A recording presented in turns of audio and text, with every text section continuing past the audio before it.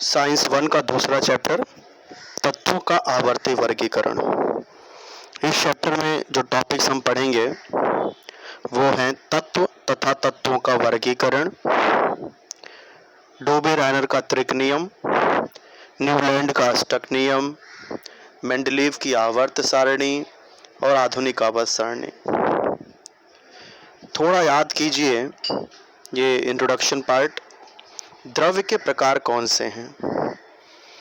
यहाँ द्रव्य और द्रव ये दो शब्द होते हैं, दोनों में आप अंतर समझ लीजिए। द्रव वो है जो तरल पदार्थ हैं, जो बहते हैं, जैसे पानी, दूध इत्यादि, ये द्रव है। और द्रव्य यानी कोई भी पदार्थ जो हमारे आसपास है, जिसे हम देख सकते हैं, जो हम महसूस कर सकते हैं हमारे चारों तरफ, जो भी पदार्थ हैं, चाहे वो ठोस, द्रव्य, गैस, किसी भी रूप में है, तो पदार्थ। द्रव्य का अर्थ होता है यहाँ पदार्थ, और दूसरा शब्द है द्रव यानी कि तरल, जो बहने वाले पदार्थ हैं। तो यहाँ प्रश्न द्रव्य को लेकर के है, यानी पदार्थ को लेकर के है। द्रव्य के प्रकार कौन से हैं, पदार्थों के प्रकार कौन से हैं? तो हमारे आसपास जो भी पदार्थ हम देखते हैं वो या तो ठोस अवस्था में है, द्रव अवस्था में है, या गैसीय अवस्था में पाए जाते हैं। तो पहले प्रश्न का उत्तर आप लिख सकते हैं कि द्रव के प्रकार हैं ठोस, द्रव और गैस। तत्वों के प्रकार कौन कौन से हैं? तत्वों के प्रकार हैं धातु, अधातु और धातु सदृश। तीसरा प्रश्न है द्रव्य के सूक्ष्म से सूक्ष्म कण को क्या कहते हैं? तो द्रव्य के सूक्ष्म से सूक्ष्म कण को परमाणु कहते हैं। तत्व तथा यौगिक, इनके अणुओं में क्या अंतर होता है? तत्व केवल एक ही प्रकार के परमाणुओं से बने होते हैं, जबकि यौगिक ये एक से अधिक परमाणुओं के निश्चित अनुपात के संयोग से बना होता है। ये एक अंतर है। दूसरा अंतर यह है कि तत्व को उनके सरल घटकों में विघटित नहीं किया जा सकता है। जैसे कि आप एक लोहे का टुकड़ा लो, तो उस लोहे को आप तोड़ोगे तो भी लोहा ही मिलेगा, कितने भी टुकड़े कर लो लोहे के, लोहा ही रहेगा। तो तत्व को आप विघटित करके उसके सरल घटक में उसको विभाजित नहीं कर सकते, जबकि यौगिक को रासायनिक विधि से विघटित करके उनके सरल घटकों में विभाजित किया जा सकता है। जैसे कि पानी है, उसे किसी प्रकार की रासायनिक प्रक्रिया से विघटित किया जाए तो पानी ये हाइड्रोजन और ऑक्सीजन में ये विघटित हो जाता है।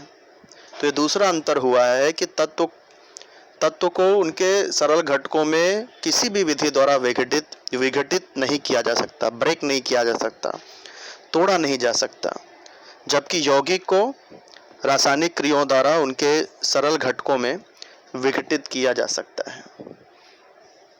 तो ये 4 इंट्रोडक्शन है, परिचय के रूप में 4 प्रश्न पूछे गए हैं। अब आते हैं इस चैप्टर का सबसे पहला टॉपिक, तत्वों का वर्गीकरण। बेटा पिछली कक्षाओं में आप जानते हो कि तत्व के बारे में आपने पढ़ा है। तत्व किसे कहते हैं? तत्व बेटा वे सभी पदार्थ जो एक ही प्रकार के परमाणुओं से बने होते हैं, इनके सारे परमाणु एक समान होते हैं, ऐसे पदार्थ को ही तत्व कहते हैं। जैसे लोहा यदि हम लें तो लोहे में केवल लोहे के ही परमाणु आपको मिलेंगे। एल्यूमिनियम ले लें, एल्यूमिनियम में केवल एल्यूमिनियम के ही परमाणु हमें प्राप्त होंगे। हाइड्रोजन गैस ले लो, हाइड्रोजन गैस में केवल हाइड्रोजन के ही परमाणु होंगे। ऑक्सीजन गैस में केवल ऑक्सीजन के ही परमाणु होंगे। तो ये सारे पदार्थ लोहा, एल्यूमिनियम, ऑक्सीजन, हाइड्रोजन, ये सब तत्व हैं, क्योंकि इनके सभी परमाणु एक समान हैं। जबकि यदि आप पानी जैसे पदार्थ ले लेते हो, तो पानी में हाइड्रोजन और ऑक्सीजन ये 2 प्रकार के परमाणु होते हैं, इसलिए पानी को यौगिक तो कहा जा सकता है लेकिन तत्व नहीं कहा जा सकता। और तत्व आप समझ गए तत्व किसे कहते हैं। और अब तक विज्ञान को कुल 118 तत्वों की जानकारी प्राप्त हुई है, लेकिन एक समय ऐसा भी था सन 1800 के आसपास, जिस समय केवल 30 ही तत्वों की खोज हुई थी।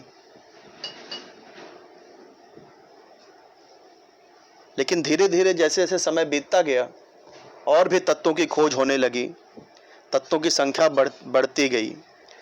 और आप जानते हैं जब किसी चीज़ की संख्या बढ़ती जाती है तब उन्हें व्यवस्थित रखना बहुत ज़रूरी हो जाता है। जैसे आप घर में शॉपिंग करके सामान जब घर में लेकर आते हो तो आप सामान उसको वर्गीकरण करते हो उस सामान का। जो खाने पीने की चीज़ें हैं उन्हें हम फ्रिज में रख देते हैं, किताबें हैं उन्हें अलग शेल्फ में रख देते हैं, जो कपड़े हैं उन्हें हम अलग शेल्फ में रख देते हैं। ऐसा इसलिए करते हैं कि जब इन चीज़ों की ज़रूरत पड़े तो इसे आसानी से ढूंढा जा सके। तो इसी प्रकार जब धातुओं की संख्या बढ़ने लगी तब इनका अध्ययन आसानी से किया जा सके तो इसलिए आवश्यकता हुई इनके वर्गीकरण करने की। जब इनकी संख्या कम थी तो शुरू में इन्हें धातु और अधातुओं में वर्गीकरण किया गया, लेकिन बाद में पाया गया कि कुछ ऐसे भी पदार्थ थे जो जिनमें धातु और अधातु दोनों के गुणधर्म थे, जिन्हें धातु सदृश भी कहा गया। और जब और भी संख्या तत्वों की बढ़ी तो ये वर्गीकरण भी अपर्याप्त हुआ। इसलिए अलग अलग वैज्ञानिकों ने फिर अलग अलग पद्धतियों द्वारा तत्वों का वर्गीकरण करने का प्रयास किया। और इस चैप्टर में हम यही पढ़ने वाले हैं कि किस वैज्ञानिक ने किस तरीके से वर्गीकरण किया और उनका वर्गीकरण क्यों नहीं चल पाया, उनके असफल होने के क्या कारण थे और किस वैज्ञानिक के सफल हुए, कौन वैज्ञानिक कितना सफल हो पाया, ये सब हम इस चैप्टर में पढ़ेंगे। तो जो सबसे पहला प्रयास किया गया जिन वैज्ञानिक के द्वारा, उन वैज्ञानिक का नाम है डोबे रायनर। डोबे रायनर का नियम याद रखिए, परीक्षा में अक्सर ये पूछा जाता है। इसका नियम देखिए दूसरे लाइन में, यहाँ किताब में आप देख सकते हैं। डोबे रायनर ने एक काम किया था। उन्होंने क्या किया कि जो समान गुणधर्म वाले प्रत्येक 3-3 तत्वों के समूह बनाया और उन्हें त्रिक नाम दिया। डोबे रायनर ने समान गुणधर्म वाले तत्वों का 3-3 का ग्रुप बनाया और यानी कि समूह बनाया और इन्हें त्रिक नाम दिया गया। कोई पूछ सकता है कि डोबे रायनर का त्रिक किसे कहते हैं, तो आप कह सकते हैं कि डोबे रायनर ने समान गुणधर्म वाले प्रत्येक 3-3 तत्वों का समूह बनाया, उसे ही त्रिक कहते हैं। और उस त्रिक में एक नियम फॉलो हो रहा था, एक नियम लग रहा था। और नियम क्या था कि एक त्रिक में 3 तत्वों को उनके परमाणु द्रव्यमानों के आरोही क्रम में इस प्रकार व्यवस्थित किया। आरोही क्रम का मतलब है कि बढ़ते हुए क्रम में सबसे छोटे परमाणु द्रव्यमान वाला तत्व पहले, उससे बड़े परमाणु द्रव्यमान वाला उसके बाद में, और उससे बड़े परमाणु द्रव्यमान वाला तीसरे नंबर पे। त्रिक में उन्होंने परमाणु द्रव्यमानों के आरोही क्रम में तत्वों को इस प्रकार व्यवस्थित किया कि मध्य तत्व का परमाणु द्रव्यमान उस त्रिक के अन्य 2 तत्वों के परमाणु द्रव्यमान के लगभग औसत के बराबर होता है। ऐसा वे डोबे रायनर पाए। तो 2 स्टेप में आप डोबे रायनर के त्रिक का नियम लिख सकते हैं। पहले स्टेप में समान गुणधर्म वाले प्रत्येक 3-3 तत्वों के समूह बनाया, उन्हें त्रिक नाम दिया। दूसरे स्टेप में त्रिक में 3 तत्वों को उनके परमाणु द्रव्यमान के आरोही क्रम में इस प्रकार व्यवस्थित किया कि मध्य तत्व का परमाणु द्रव्यमान उस त्रिक के अन्य 2 तत्वों के परमाणु द्रव्यमानों के लगभग औसत के बराबर होता है। औसत आप जानते हो, औसत का मतलब क्या होता है? औसत का अर्थ होता है कि आप 9th में पढ़े हो, एक सूत्र था कि औसत बराबर आंकड़ों का योगफल बटे आंकड़ों की संख्या। यदि आपको 2 संख्या दे दी जाए और औसत निकालने के लिए कहा जाए तो उन 2 संख्याओं को जोड़कर 2 से भाग दे दो, उन 2 संख्याओं का औसत मिल जाएगा। 3 संख्याओं का औसत निकालना है तो 3 संख्याओं को जोड़कर 3 से भाग दे दो, उन 3 संख्याओं का औसत मिल जाएगा। तो इसी प्रकार 4 संख्या, 5 संख्या, इस प्रकार औसत ज्ञात कर सकते हैं। तो डोबे रायनर के नियम था, उन्होंने 3-3 समान गुणधर्म वाले 3-3 तत्वों का वर्गीकरण किया, ग्रुप बनाया, जिसे त्रिक नाम दिया गया। और उन्होंने पाया कि इन त्रिक में यदि तत्वों को उनके परमाणु द्रव्यमान के आरोही क्रम में रखें तो तत्व के पहले और तीसरे तत्व के परमाणु द्रव्यमान का औसत मध्य तत्व के परमाणु द्रव्यमान के लगभग बराबर होता है। और इस नियम को इस उदाहरण में आप अच्छे से समझ सकते हो। जैसा कि पहला उदाहरण है, यहाँ पहला त्रिक दिया है, लिथियम, सोडियम और पोटेशियम के संकेत यहाँ दिए हैं, Li, Na और K। पहला जो तत्व है लिथियम, उसका परमाणु द्रव्यमान आप देख सकते हैं 6.9। तीसरा जो तत्व है तीसरा तत्व है पोटेशियम, उसका परमाणु द्रव्यमान 39.1 है। अब देखिए, इन्हीं पहले और तीसरे जो तत्व हैं उनके परमाणु द्रव्यमान का औसत यहाँ निकाला है 6.9 प्लस 39.1, इन दोनों को जोड़कर 2 से भाग दिया और उत्तर आया 23। और आप देखेंगे कि जो त्रिक में जो मध्य तत्व था सोडियम, उसका भी परमाणु द्रव्यमान 23 ही है।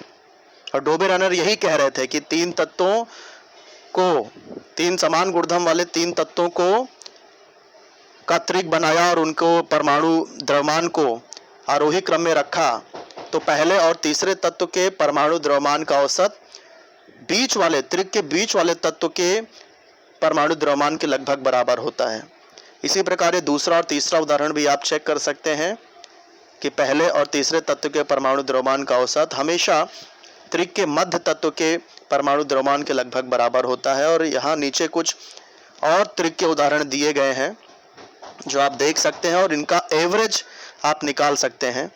आप चेक करना है तीनों में कि पहले और तीसरे तत्व का जो परमाणु द्रव्यमान है उसका औसत निकालना, और आप देखना कि मध्य तत्व के परमाणु द्रव्यमान के बराबर आता है या नहीं। तो ये मैं आपको होमवर्क दे रहा हूँ। आप इस वीडियो पर आधारित जो मैंने आपको सिखाया डोबेरेनर के त्रिक का नियम, उसके उदाहरण, और ये नीचे कुछ और उदाहरण दिए हैं, पहला, दूसरा, तीसरा, 3 उदाहरण दिए हैं। इन्हें भी आप डोबेरेनर के इन्हीं नियम की सहायता से आप ये जांच करके देखना कि त्रिक के पहले और तीसरे तत्व के परमाणु द्रव्यमान का औसत मध्य तत्व के परमाणु द्रव्यमान के औसत के बराबर आता है अथवा नहीं। धन्यवाद।